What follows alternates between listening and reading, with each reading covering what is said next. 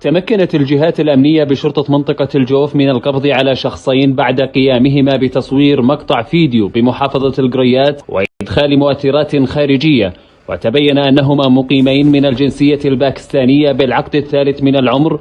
وتم ضبطهم وبسماع أقوالهم أفادوا أنهم قاموا بذلك من أجل الحصول على الإعجاب والكثير من المشاهدات في البرنامج، وجرى إيقافهم وإحالتهم لفرع النيابة العامة.